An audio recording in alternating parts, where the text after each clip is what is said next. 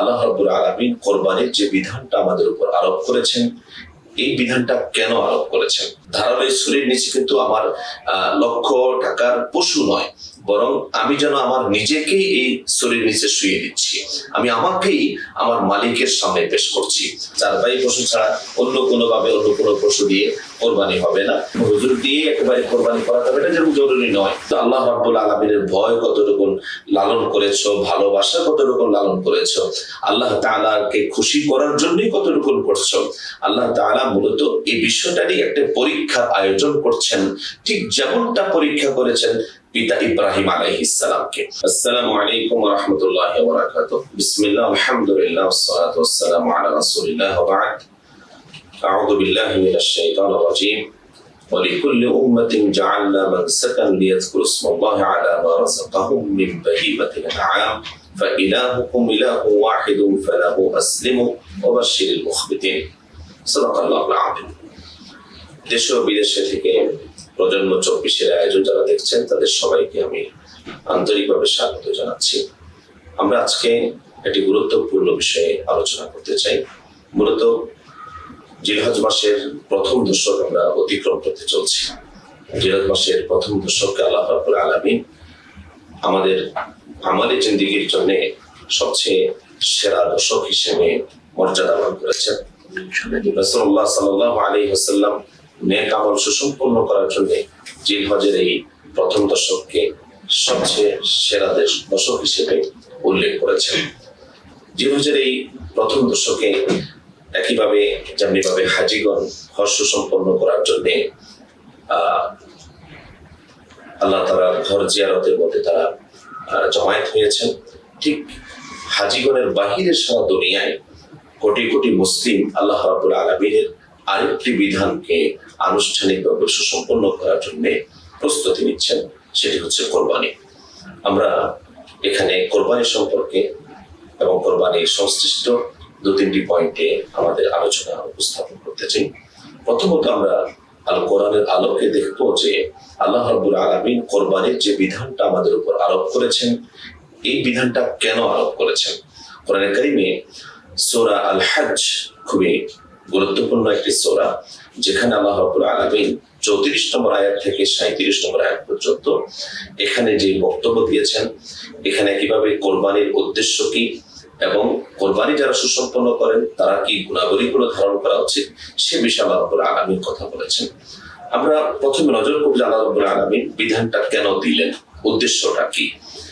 সূরা হজের 34 নম্বর আয়াতে আল্লাহ রাব্বুল আলামিন বলছেন, ওয়ালিকুল্লি উম্মাতিন জাআলনা মানসাকা, প্রত্যেক জাতির জন্য, গোষ্ঠীর জন্য, প্রতিটি উম্মার জন্য কোরবানির এই বিধানটা আল্লাহ রাব্বুল আলামিন আরোপ করেছেন। লিয়াযকুরু ইসমাল্লাহি আলা মা রাযাকাহুম মিন বাহিমাতিল আনআম।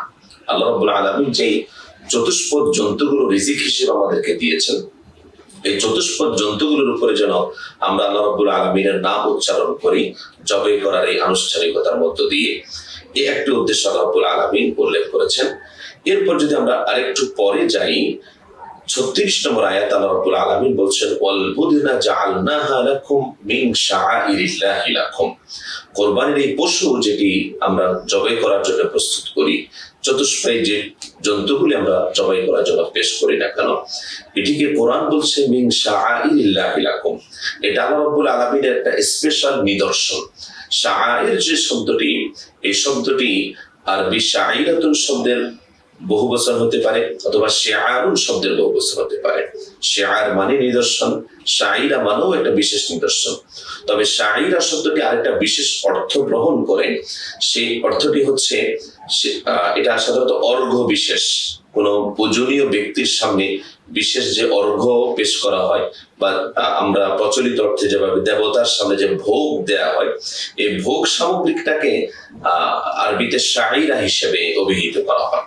তো সেই জায়গায় একজন ব্যক্তি যখন শাইরাটা ভোগটা পেশ করেন, এই বিশেষ অর্ঘ্যমালা যখন তিনি পেশ করেন, মূলত তিনি তার পূজনীয় সত্তার সামনে এগুলোর মাধ্যমে নিজেকে পেশ করেন। কোরবানির এই যে পশুটা, এটি একটি বিশেষ নিদর্শন।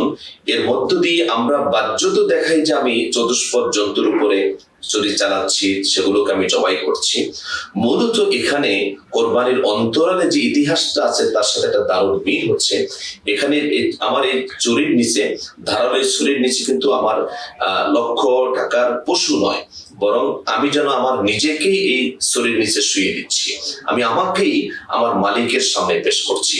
কোরবানির এই পশু জবাই করার মধ্যে দিয়ে মূলত নিজেকে আল্লাহ রাব্বুল আলামিনের সামনে পুরোপুরি পেশ করার এই নমুনাটা আল্লাহ রাব্বুল আলামিন এখানে রেখেছেন। এজন্য এটাকে একটা বিশেষ নিদর্শন হিসেবে আল্লাহ রাব্বুল আলামিন উল্লেখ করছেন। এই আয়াতের শেষে আল্লাহ রাব্বুল আলামিন আরেকটা কারণ উল্লেখ করেছেন, কাযালিকা সাখখারনাহা লাকুম লাআল্লাকুম তাশকুরুন। এই যে কোরবানির পশুগুলো তোমরা জবাই করছো, এই কোরবানির পশুগুলোকে আমি তোমাদের জন্য অনুগামী করে দিয়েছি, তোমাদের নিয়ন্ত্রণে এনে দিয়েছি, তোমাদের বশীভূত করেছি। আল্লাহ তাআলা বলছেন কেন? লাআল্লাকুম তাশকুরুন, যাতে তোমরা কৃতজ্ঞতা আদায় করো। আল্লাহ তাআলা তোমাকে এই সম্পদের অধিকারী করেছেন, এটা বড়াই করা নয়, বরং আল্লাহ তাআলা তোমাকে যে সম্পদ দিয়েছেন সে সম্পদটা আল্লাহ তাআলার রাস্তায় তার নির্দেশিত পথে খরচ করে তুমি মূলত আল্লাহ তাআলার কৃতজ্ঞতার প্রকাশ করবে। এটা আল্লাহ রাব্বুল আলামিনের উদ্দেশ্য। আমরা 37 নম্বর আয়াতের শেষ দিকে যদি নজর দিই, সেখানে আমরা দেখবো যে আল্লাহ রাব্বুল আলামিন আরেকটা বিশেষ উদ্দেশ্যের কথা উল্লেখ করছেন, কাযালিকা সাখখারাহা লাকুম লিতুকাব্বিরুল্লাহা আলা মা হাদাকুম। এই পশুগুলোকে তোমাদের অনুগামী করে দিয়েছেন আল্লাহ রাব্বুল আলামিন এই কারণে যে আল্লাহ তাআলা যে তোমাদেরকে সত্য পথে চলার সুযোগ দিয়েছেন, তৌফিক দিয়েছেন, সামর্থ্য দিয়েছেন, সেজন্য এই যে দ্বীনের পথে, ইসলামের পথে তুমি খরচ করতে পারছো, আল্লাহর পথে কোরবানি করার সামর্থ্য তুমি অর্জন করেছো, এই যে সত্য পথে চলার যে তুমি হেদায়েতটা পেয়েছো, এই হেদায়েতটার প্রকাশ তুমি ঘটাবে আল্লাহ রাব্বুল আলামিনের বড়ত্ব ঘোষণার মধ্য দিয়ে। লিতুকাব্বিরুল্লাহ, তোমরা আল্লাহু আকবার উচ্চারণ করবে, তাকবীর উচ্চারণ করবে। এই দিনগুলোতে আল্লাহ রাব্বুল আলামিন বিশেষভাবে তাকবীরের বিধানটা আরোপ করেছেন, যেটা আমরা খুবই নিয়মিত প্র্যাকটিস যারা করে থাকে তাদের জেহেনে খুব ভালোভাবে আছে, যে 9 তারিখ ফজর থেকে 13 তারিখ আসর পর্যন্ত আবার আমাদেরকে আল্লাহু আকবার, লা ইলাহা ইল্লাল্লাহ, আল্লাহু আকবার ওয়ালিল্লাহিল হামদ, আইয়ামুত তাশরিকে এই তাকবীরের প্র্যাকটিসটা আমাদের করতে হবে। তো মূলত আমরা যদি এদিকে তাকাই, আর আরেকটা বিষয় ঠিক এই 37 নম্বর আয়াতে আল্লাহ রাব্বুল আলামিন সূচনাতে যেটি বলেছেন, এই পঞ্চম একটি পয়েন্ট, লা ইয়ানালুল্লাহু লুহুমুহা ওয়ালা দিমাউহা ওয়ালাকিন ইয়ানালুহুত তাকওয়া মিনকুম। আল্লাহ রাব্বুল আলামিন এই যে পশু জবাই করার ব্যবস্থা করলেন, কোরবানির আনুষ্ঠানিক যে আয়োজনটা করলেন, এর মধ্য দিয়ে আল্লাহ তাআলার কাছে গরুর গোশত পৌঁছাবে না, কোরবানির পশু জবাইকৃত যে পশু তার রক্ত আল্লাহ তাআলার কাছে পৌঁছাবে না, বরং এই সমুদয় আয়োজনের মধ্য দিয়ে তুমি আল্লাহ তাআলাকে কিভাবে ভয় করছো, হালাল পয়সা দিয়ে কোরবানির পশুটা কেনা হলো কিনা, এবং আল্লাহ রাব্বুল আলামিন তোমাকে ঠিক যে বিধিবিধান মেনে চলে অহংকার মুক্ত হয়ে মানুষের পাশে দাঁড়ানোর মেজাজ নিয়ে, সহায়তার মানসিকতা নিয়ে যেভাবে আল্লাহ তাআলার এই বিধানটা তুমি পরিপালন করার কথা, এবং হৃদয়ে তুমি প্রকৃত আল্লাহ রাব্বুল আলামিনের ভয় কতটুকু লালন করেছো, ভালোবাসা কতটুকু লালন করেছো, আল্লাহ তাআলাকে খুশি করার জন্যই কতটুকু করছো, আল্লাহ তাআলা মূলত এই বিষয়টারই একটা পরীক্ষার আয়োজন করছেন, ঠিক যেমনটা পরীক্ষা করেছেন পিতা ইব্রাহিম আলাইহিস সালামকে। ইব্রাহিম যে পরীক্ষায় উত্তীর্ণ হয়েছেন, আল্লাহ রাব্বুল আলামিন সার্টিফিকেট দিয়েছেন, ওয়াইদি বিতালা ইব্রাহিম রাব্বুহু বিকালিমাত। তো এই যে একটা ইব্রাহিম আলাইহিস সালামের কোরবানির অনুকরণে, অনুসরণে আমাদের জন্য আল্লাহ রাব্বুল আলামিন কোরবানির এই আয়োজনটা করলেন। সেই আয়োজনের মধ্যে মূলত গোশত খাওয়াটা আমরা সারা বছরে খাই, কোরবানির আগের দিন আমরা গোশত খাই, এরপরও আমরা বাজার থেকে গোশত কিনি, কসাইরা স্বাভাবিকভাবে পশু জবাই করেন, আগেও করেন, পরে করেন। কিন্তু একেবারে ভিন্ন হচ্ছে কোরবানির দিনের এই আয়োজনটা, যেখানে আল্লাহ রাব্বুল আলামিন মূলত এই মাকসাদ গুলো হাসিল হচ্ছে কিনা সেটা দেখতে চান, যে আমি আল্লাহ তাআলার নামে উচ্চারণ করছি, আল্লাহ তাআলার বড়ত্বে আমি ঘোষণা করছি, এই কোরবানির পশু জবাই করার মধ্যে মূলত আমি আমাকে আল্লাহ রাব্বুল আলামিনের সামনে পেশ করছি, আমার পুরো আনুগত্যের মস্তকটা আমি আল্লাহ তাআলার কাছে সঁপে দিচ্ছি। আল্লাহ তাআলা সেই টেস্ট আমার করছেন যে আমি আল্লাহ রাব্বুল আলামিনের বিধিবিধানগুলোকে পুরোপুরি আমার জীবনে পরিপালন করার জন্য কতটুকু নিজের মনকে প্রস্তুত করেছি, সেখানে তাকওয়া কতটুকু লালন করছি, সেই টেস্ট আল্লাহ রাব্বুল আলামিন করছেন। অতএব কোরবানি সুসম্পন্নকারী আমরা যারা প্রস্তুত দিচ্ছি, সারা দুনিয়া কোরবানি করব, আগেও করেছি, এবারও করব, সামনে আমরা ইনশাআল্লাহ তাআলা এই আয়োজন করতে থাকবো। কিন্তু এই লক্ষ্য অর্জনের দিকে যেন আমরা আমাদের মনোনিবেশ করি, আল্লাহ তাআলা আমাদেরকে সেই তৌফিক দান করুন। এর পাশাপাশি আমরা আরেকটা দিকে একটু লক্ষ্য করতে চাই, সেটা হচ্ছে আল্লাহ রাব্বুল আলামিন এই যে কোরবানির বিধানটা আমাদের জন্য আরোপ করলেন, এই কোরবানির বিধানের মাধ্যমে আল্লাহ তাআলা কোরবানি সম্পন্নকারী যারা, তাদের মধ্যে কিছু বৈশিষ্ট্য দেখতে চান, তাদের জন্য কিছু গুণাবলী আল্লাহ রাব্বুল আলামিন দেখতে চান। কোরআনের পাতায় আমরা যখন সূরা হজের এই আয়াতগুলো দিকে তাকাবো, তখন আমরা এখানে বেশ কয়েকটা বিষয় লক্ষ্য করব যে কোরবানির বিধানটা সুসম্পন্ন করার জন্য আল্লাহ তাআলা আরোপ করলেন, কিন্তু এরপরে যে বার্তাটা দিলেন, ফা ইলাহুকুম ইলাহু ওয়াহিদ ফালাহু আসলিমু, অর্থাৎ কোরবানি সম্পন্নকারী ব্যক্তি যিনি কোরবানি করবেন, আল্লাহ রাব্বুল আলামিনের চাওয়া হচ্ছে সে যেন প্রকৃত মুসলিম হয়। কেমন মুসলিম হবে সে? ইব্রাহিম আলাইহিস সালামের মতো তার মুসলিম হতে হবে। ইব্রাহিম আলাইহিস সালামকে বলা হয়েছিল ইদ ক্বালা লাহু রাব্বুহু আসলিম, কোরআনে কারীমের আয়াত সাক্ষী। ইব্রাহিমকে বলা হলো আসলিম, আল্লাহ তাআলার কাছে আত্মসমর্পণ করো। ইব্রাহিম বলছেন আসলামতু লিরাব্বিল আলামিন, আমি আমাকে আল্লাহ রাব্বুল আলামিনের কাছে সঁপে দিচ্ছি পুরোপুরি। এই সঁপে দেওয়ার মধ্য দিয়ে ইব্রাহিম তার সকল ইচ্ছা, সকল কামনা, সকল বাসনা, নিজের সকল দুনিয়াবী চাহিদা, এই সব কিছুকে আল্লাহ রাব্বুল আলামিনের ইচ্ছার সামনে সঁপে দিয়েছেন। নিজেকে আল্লাহ রাব্বুল আলামিনের যে কোনো সিদ্ধান্ত বাস্তবায়ন করার জন্য পুরোপুরি প্রস্তুতি নিয়ে তিনি এই ঘোষণা দিচ্ছেন যে আসলামতু, আমি মুসলিম হলাম। আল্লাহ রাব্বুল আলামিন চান যে একজন কোরবানি সম্পন্নকারী মূলত এভাবে যেন নিজেকে মুসলিম হিসেবে গড়ে তোলে। অবাশশিরিল মুখবিতিন একটি শব্দ আল্লাহ রাব্বুল আলামিন এই আয়াতের 34 নম্বর আয়াতের শেষে যোগ করেছেন। মুখবিতিন যারা, তাদেরকে সুসংবাদ দেওয়া হবে।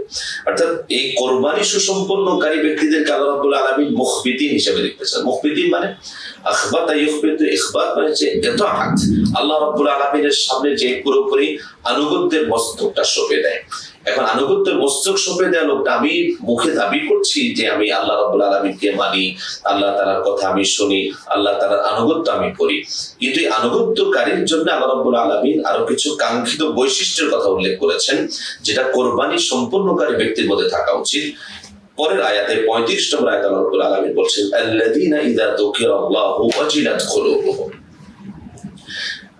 এরা প্রকৃত আনুগত্যকারী, আল্লাহ রাব্বুল আলামিনের সামনে নিজেকে সঁপে দেয়া ব্যক্তি, তার মেজাজ, তার মানুষটা হবে যখনই তার সামনে আল্লাহ তাআলার নাম উচ্চারিত হবে, ওয়াজিলাত কুলুবুহুম, তার হৃদয়টা প্রকম্পিত হবে, আল্লাহ রাব্বুল আলামিনের ভয়ে বিগলিত হবে, বিনয়ী হবে।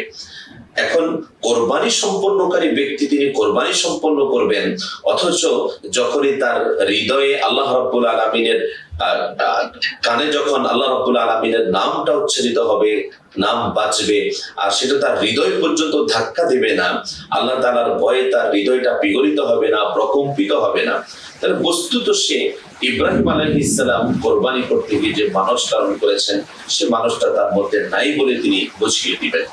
এরপর আল্লাহ রাব্বুল আলামিন বলছেন ওয়াস-সাবিরিনা আলা মা আসাবাহুম, কোরবানি সুসম্পন্নকারী যাদের জন্য কোরবানির বিধান দেয়া হলো, তারা তো আল্লাহ তাআলার আনুগত্যশীল বান্দা হবে। তার আনুগত্যশীল বান্দা হিসেবে তার এই দ্বিতীয় মৌলিক বৈশিষ্ট্যটাও ধারণ করতে হবে যে তার উপর যত বিপদ আসবে, যত মুসিবত আসবে, প্রত্যেকটা বিপদে মুসিবতে সে সবর করবে। ইব্রাহিম আলাইহিস সালাম এখানে প্রকৃষ্ট উদাহরণ আমাদের জন্য, যে ইব্রাহিম আলাইহিস সালামের কি ধরনের বিপদ গিয়েছে তাওহীদের পথে দাওয়াত দেওয়ার কারণে। গোটা সমাজের, রাষ্ট্রের প্রতিষ্ঠিত শক্তিকে তিনি এককভাবে চ্যালেঞ্জ করে লড়তে হয়েছে, সকল মুসিবতকে তিনি মাথায় নিয়ে লড়েছেন এবং তিনি টিকে ছিলেন, অটুট ছিলেন। সবরের দাবিটাই এখানে, সবর হচ্ছে সবর আলা তাআত, সবর আনিল মাসিয়া। আমি দ্বীনের পথে চলার জন্য টিকে থাকবো, আর বদ্দীনী যত পথ আছে সেগুলো পরিহার করার ক্ষেত্রে আমি অটুট থাকবো, আমি মজবুত থাকবো। এই সবরটা আল্লাহ রাব্বুল আলামিন কোরবানি সুসম্পন্নকারী ব্যক্তিদের মধ্যে দেখতে চান। আরেকটি মৌলিক বৈশিষ্ট্য আল্লাহ তাআলা এখানে উল্লেখ করেছেন, ওয়াল মুকিমিস সালাতি, তারা মুকিমুস সালাত হবেন, নামাজ কায়েমকারী হবেন, নামাজের মুকিম হবেন তিনি। মুকিম ইকামত শব্দ থেকে, ইকামত মানে তো হচ্ছে একজন ব্যক্তি, তার উপর যে আল্লাহ তাআলা সালাতের বিধানটা আরোপ করেছেন, এই সালাত তিনি সময় মতো, নিয়ম মতো, নিয়মিত জামাতের সাথে আদায় করবেন। সময় মতো, নিয়ম মতো, নিয়মিত জামাতের সাথে আদায় করবে। এখন কোরবানি সুসম্পন্নকারী ব্যক্তি একজন, তিনি আল্লাহ তাআলার রাহে লক্ষ টাকা কোরবান করছেন, কোটি টাকা কোরবান করছেন, অথচ তিনি একেবারেই সালাতের ব্যাপারে গাফিল, অথবা তিনি তারিকুস সালাত, তার এই কোরবানির আয়োজনটা আসলে গোশত খাওয়ার আয়োজন হবে, তিনি মুকিমুস সালাত না হলে বস্তুত আল্লাহ রাব্বুল আলামিনের সামনে তিনি প্রকৃত পশু কোরবানকারী হিসেবে নিজেকে পেশ করতে পারলেন না। প্রকৃত যে কোরবানি আল্লাহ রাব্বুল আলামিন তার কাছে চান সেটা তিনি পেশ করতে পারলেন না। এখানে ওলামায়ে কেরাম খুব শক্ত বিধান পেশ করেছেন, বিশ্লেষণ আমাদের সামনে করেছেন যে শরীক নির্বাচন করার ক্ষেত্রে যারা একটা পশুর মধ্যে উপযুক্ত পশু, সেটা গরু অথবা সেটা যদি মহিষ অথবা উট, এই জাতীয় পশুর মধ্যে যারা কোরবানি দিবেন, একই পশুতে তিনি 7 ভাগে কোরবানি দিতে পারবেন। এই পশুর মধ্যে যদি একাধিক ব্যক্তি যখন যুক্ত হবেন, তখন খুবই শরীক নির্বাচনের সতর্কতা আরোপ করার জন্য বলা হয়েছে। যে একজন নামাজি ব্যক্তি, তিনি যদি একদম পাকা বেনামাজি লোকের সাথে, স্বীকৃত বেনামাজি লোকের সাথে তিনি কোরবানি করতে যান, তাহলে তার কোরবানি সুসম্পন্ন হবে না, তার কোরবানিটা সম্পন্ন হবে না, এটা আল্লাহ রাব্বুল আলামিনের কাছে কবুল হওয়ার জন্য উপযোগী হবে না। এজন্য শরীক নির্বাচনে সতর্ক থাকার জন্য নির্দেশনা এসেছে শরীয়তের পক্ষ থেকে। যেহেতু কোরবানি আদায়কারীর একটি মূল বৈশিষ্ট্য, আগের বৈশিষ্ট্য পরের বৈশিষ্ট্য, একটা স্থায়ী বৈশিষ্ট্য হচ্ছে তিনি মুকিমুস সালাত হবেন, নামাজ কায়েমকারী হবেন। এখন তো এমন অনেক হয় যে শখের বসে বাজারে কোরবানি পশু কিনতে গিয়েছেন, ওয়াক্তের পর ওয়াক্ত, দিনের পর দিনই বাজারে ঘুরছেন আর নামাজ কাজা করে চলছেন, তার যে নামাজটা কাজা কি, প্রতিদিন নামাজ তরক করে চলবেন, তার যে নামাজটা বাদী হয়ে যাচ্ছে কোরবানির পশু কিনতে গিয়ে, এটাতে তিনি একদম বেখবর। লক্ষ মুসলিম আমাদের দেশে, আমাদের সমাজে এমন পাওয়া যাবে। এই জায়গাটা যদি প্রকৃত নামাজ কায়েমকারীর বৈশিষ্ট্য যদি তিনি নিজের মধ্যে আনতে না পারেন, তাহলে প্রকৃত তিনি কোরবানিকারী নন, যেমন কোরবানি উপস্থাপনকারী ছিলেন ইব্রাহিম আলাইহিস সালাম। এখানে আরেকটা মৌলিক বৈশিষ্ট্য আল্লাহ রাব্বুল আলামিন করেছেন, অমিম্মা রাযাকনাহুম ইউনফিকুন। যারা কোরবানি করছেন, পশু জবাই করছেন, তারা মূলত আল্লাহ রাব্বুল আলামিনের রিজিক থেকেই তারা এই কাজটা, আল্লাহ তাআলা দেয়া রিজিক থেকে তারা এই কাজটা করতে পারছেন। অতএব তাদের মূল কাজটা হচ্ছে মূলত এখানে ভোগ করা নয়, বরং আল্লাহর রাহে খরচ করা। এজন্য আল্লাহ রাব্বুল আলামিন পরবর্তী আয়াতে বলেছেন, ফাকুলু মিনহা ওয়া আতি'মুল কানি'a ওয়াল মু'তার। তোমরা নিজেরা খাবে, যার নিজের কাছে আছে অথবা সে নাই, চায় না, অথবা যে চায়, এই সকল স্তরের মানুষের কাছে কোরবানির মেহমানদারি পৌঁছে যাবে। আল্লাহ রাব্বুল আলামিন এটা চান, যাতে এখানে কোনো ধরনের বখিলি, কোনো ধরনের বিপন্নতা কোরবানি আদায়কারী কোনোভাবেই না করে। প্রিয় ভাইরা বোনেরা, এই জায়গাটা আমাদেরকে এসে অবশ্যই নজর রাখতে হবে যে আমি লক্ষ কোটি টাকা আল্লাহ রাব্বুল আলামিনের রাহে কোরবানির আনুষ্ঠানিকতার মধ্যে খরচ করছি, কিন্তু আল্লাহ তাআলা আমার মধ্যে যে বৈশিষ্ট্যটা দেখতে চান, পরিপূর্ণ মুসলিম হিসেবে আমি আল্লাহ তাআলার ইবাদত করার জন্য নিজেকে প্রস্তুত করেছি। আর যে বৈশিষ্ট্যগুলো আল্লাহ রাব্বুল আলামিন উল্লেখ করেছেন যে আমি হৃদয়ে সবসময় আল্লাহ তাআলার ভয় লালন করবো, আল্লাহ নাম উচ্চারিত করে ভয়ে, ভালোবাসায়, ভক্তিতে আমার হৃদয়টা বিগলিত হবে, আল্লাহ তাআলা সেরকম অবস্থা আমাকে দেখতে চান। দ্বীনের পথে চলার ক্ষেত্রে আমি প্রচন্ড রকম সবরকারী হব, নামাজ আমি কোনোভাবেই ছাড়বো না, 5 ওয়াক্ত নামাজ সময় মতো, নিয়ম মতো, নিয়মিত জামাতের সাথে আদায় করব, এবং আমি আল্লাহ তাআলার রাহে খরচ করার মানসিকতা রাখবো, কোনোভাবেই জমা করার সম্পর্কে আমি বড়াই করবো, অহংকার করবো না। এই বৈশিষ্ট্যগুলোর দিকে আমাদেরকে মনোনিবেশ করতে হবে, এগুলো যেন আমরা আমাদের জীবনে ধারণ করতে পারি। কোরবানির এই আয়োজন সুসম্পন্ন করার মধ্য দিয়ে আমরা সেদিকেই লক্ষ্য রাখবো। তবেই আমরা আমাদের আনুষ্ঠানিক যে কাজটা করছি, এখন আমরা বাজারে যাব, পশু বাছাই করব, তো পশু বাছাই করার ক্ষেত্রে খুব সহজ ধারণা হচ্ছে যে এখানে কিছু পশু আছে। প্রথম হচ্ছে পশুটা 4 পায়ে পশু হতে হবে, 4 পায়ে পশু ছাড়া অন্য কোনো পশু দিয়ে কোরবানি হবে না। এজন্য গরু, মহিষ, ওট, তারপরে ছাগল, ভেড়া, দুম্বা, এই 6টা পশু সাধারণভাবে কোরবানির জন্য পেশ করা হবে।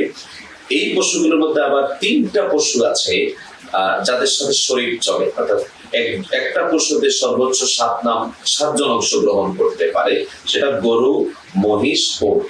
আর বাকি যে 3টা পশু আছে, এই 3টা পশু এগুলোতে কোনো শরীক চলে না। একজন ব্যক্তি এক নামেই একজন তার নিজের পক্ষ থেকে এই 4 পায়ে পশু জবাই করতে পারবে। এই আনুষ্ঠানিকতার দিকে যখন আমরা যাচ্ছি, তখন আমরা এদিকেও লক্ষ্য রাখি যে নিশ্চয়ই রাসূলুল্লাহ সাল্লাল্লাহু আলাইহি ওয়াসাল্লাম ঠিক নিজে যেরকম খুব সুঠাম দেহের অধিকারী, তরুতাজা পোশাক পশু তিনি বাছাই করার জন্য বলেছেন, নিজেও তা বাছাই করতেন, কোন ধরনের খুঁত যেন পশুগুলোর মধ্যে না থাকে সে ব্যাপারে রাসূলুল্লাহ সাল্লাল্লাহু আলাইহি ওয়াসাল্লাম খুব সতর্কতা আরোপ করেছেন। বিশেষত যদি লেজ কাটা হয়, কান কাটা হয়, সে ঘোড়া হয়, এমন বেশি হেঁটে চলতেই পারে না, এরকম দুর্বল পশু হয়, তাহলে এগুলো দিয়ে তো কোরবানি হবে না। এই ব্যাপারে ওলামায়ে কেরাম ফতোয়াও সুনির্দিষ্ট করেছেন। এই সমস্ত বিধিবিধানগুলোর দিকে লক্ষ্য রেখে আমরা আমাদের কোরবানিটা সুসম্পন্ন করব। বাজারে যাব, নিজেদের মতো করে নিজেরা পশুটা নিজের চয়েসে আমি উত্তম পশুটা যেরকম বাছাই করে আমি কিনে নিয়ে আসব, আবার সেই পশুটাকে আমি আল্লাহ তাআলার রাহে আল্লাহ রাব্বুল আলামিন যেই উদ্দেশ্যগুলোকে সামনে রেখে কোরবানির বিধানটা আরোপ করেছেন, সেই কোরবানির উদ্দেশ্যগুলোকে সামনে রেখে আমি নিজেই নিজের হাতে পশুতে আমি ছুরি চালাবো, এটা রাসূলুল্লাহ সাল্লাল্লাহু আলাইহি ওয়াসাল্লাম ছিল। রাসূলুল্লাহ সাল্লাল্লাহু আলাইহি ওয়াসাল্লাম নিজে হাতে জবাই করেছেন, আমি সেই কাজটা নিজে করতে পারি। অপেক্ষা কারোর জন্য করতে হবে, কোনো হুজুর দিয়ে একেবারে কোরবানি করাতে হবে, এটা যেন জরুরি নয়। অনেকে মনে করেন যে না, এটা হুজুর দিয়ে করাতে হবে। প্রাসঙ্গিকভাবে আমি মনে করলাম রাসূলুল্লাহ সাল্লাল্লাহু আলাইহি ওয়াসাল্লাম নিজে হাতেই কোরবানি করেছেন। এই বিধিবিধানগুলো, খুঁটিনাটি মাসআলাগুলোর দিকে আমরা মনোনিবেশ করে, মূল লক্ষ্য দিকে আমরা মনোনিবেশ করে আমাদের কোরবানি সুসম্পন্ন করব। আল্লাহ তাআলার কাছে আমরা সেই তৌফিক কামনা করি। এই কোরবানি সম্পন্ন করার মধ্য দিয়ে পশুর রক্তটা বয়ে দিয়ে আমি ঠিক নিজেকে যেন আল্লাহ রাব্বুল আলামিনের সামনে পেশ করে আমার পশুত্ব যা আছে আমার অভ্যন্তরে লুকিয়ে থাকা, সেই পশুত্বটাকে জবাই করে নিজের জীবন থেকে দূরে ঠেলে দেওয়ার জন্য আমরা যেন প্রস্তুতি গ্রহণ করি। আল্লাহ রাব্বুল আলামিন আমাদেরকে সেই তৌফিক দান করুন। সারা দুনিয়ায় লক্ষ কোটি যে পশুগুলো জবাই হবে মুসলমানদের হাত দিয়ে, সেই কুরবানির আয়োজনটা আল্লাহ তাআলার বরাদ্দ ঘোষণার যে আয়োজন, সেই আয়োজনের মধ্য দিয়ে সারা দুনিয়ায় মুসলিমদের মধ্যে একটা একতা তৈরি হয়। সেই একতাবদ্ধ অবস্থায় আমরা আমাদের কোরবানি পরবর্তী জিন্দেগিটাও আল্লাহর রাহে আমরা পরিচালনা করব, সেই প্রত্যয় আমরা নেই। আল্লাহ তাআলা আমাদেরকে সেই তৌফিক দান করুন।